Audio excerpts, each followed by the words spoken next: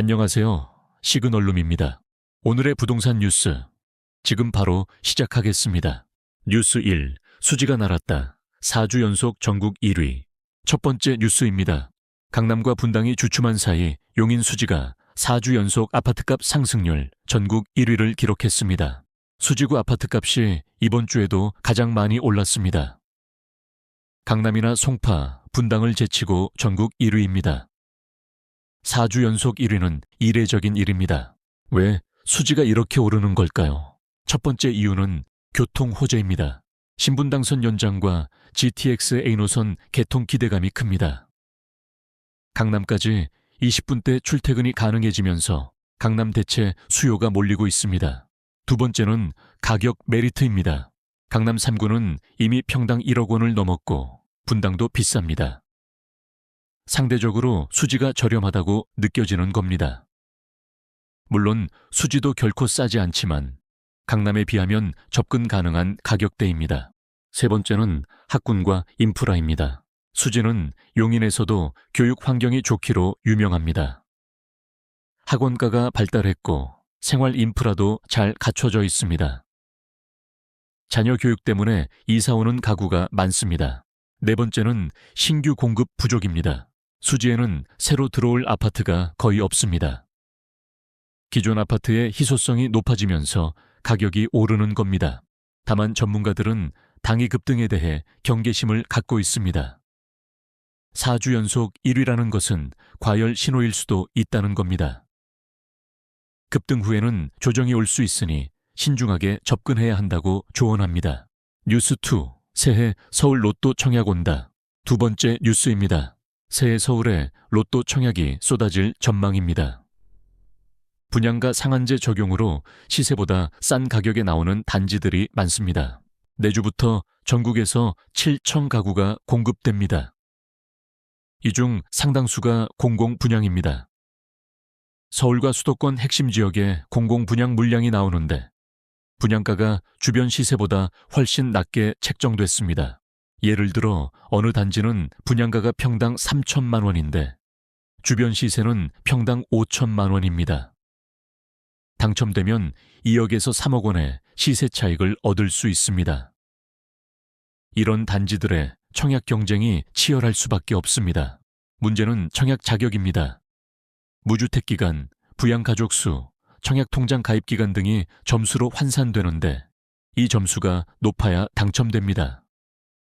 요즘은 84점 이상은 돼야 서울 인기단지에 당첨될 수 있다고 합니다. 그런데 최근 청약가점 부풀리기 논란이 불거졌습니다. 이혜훈 전 의원이 청약가점을 높이기 위해 편법을 썼다는 의혹이 제기됐고 국토부가 조사하겠다고 밝혔습니다. 부양가족을 허위로 등재하거나 주민등록을 조작하는 등의 편법이 있다는 겁니다. 국토부는 청약가점 부정에 대한 단속을 강화하겠다고 했지만 현실적으로 빈틈이 많습니다. 뉴스 3, 부동산 정책 백약이 무효. 올해도 깜깜. 세 번째 뉴스입니다. 정부가 온갖 부동산 정책을 쏟아냈지만 백약이 무효입니다. 대출 규제와 세제 규제로 올해도 시장은 깜깜할 전망입니다. 지난 몇 년간 정부는 수십 차례 부동산 대책을 발표했습니다. 대출 규제, 양도세 중과, 종부세 강화, 다주택자 규제 등 온갖 규제를 동원했습니다. 하지만 집값은 계속 올랐습니다. 왜 그럴까요? 첫 번째 이유는 공급이 없기 때문입니다. 아무리 수요를 억제해도 공급이 없으면 가격은 오를 수밖에 없습니다. 규제로 거래량은 줄었지만 가격은 오히려 더 올랐습니다. 팔 사람도 없고 살 물건도 없으니 시장은 경색됐지만 가격은 계속 오르는 역설적 상황입니다. 두 번째는 규제가 오히려 부작용을 낳고 있다는 점입니다. 대출 규제로 실수요자들이 집을 사지 못하고 있습니다. 반면 현금 부자들은 규제와 상관없이 계속 삽니다. 결국 무주택 서민만 피해를 보는 구조입니다. 세제 규제도 마찬가지입니다. 양도세 중과를 피하려고 매물이 나오지 않습니다. 팔면 세금을 엄청 내야 하니까 그냥 보유하는 겁니다. 매물 부족은 가격 상승으로 이어집니다. 세 번째는 정책의 일관성이 없다는 점입니다. 정부가 바뀔 때마다 정책이 180도 바뀝니다. 규제를 강화했다가 완화했다가를 반복하니 시장 참여자들이 혼란스럽습니다. 규제가 언제 풀릴지 모르니까 기다리는 사람도 많고 지금 사야 한다고 판단하는 사람도 많습니다. 전문가들은 올해도 정책 불확실성이 클 것으로 전망합니다. 대출 규제와 세제 규제가 어떻게 조정될지, 공급 대책이 실제로 효과를 낼지 불투명합니다. 시장 참여자들은 정부 발표를 믿기보다는 자신의 판단으로 움직일 수밖에 없는 상황입니다. 뉴스사, 내주 전국 7,000가구 공급, 공공이 시장 주도. 네 번째 뉴스입니다. 내주 전국에서 7,000가구가 분양됩니다. 공공이 시장을 주도하는 구조입니다. 내주 분양 물량 7,000가구 중 절반 이상이 공공 분양입니다. LH와 지역 주택도시공사가 주축이 되어 공급합니다.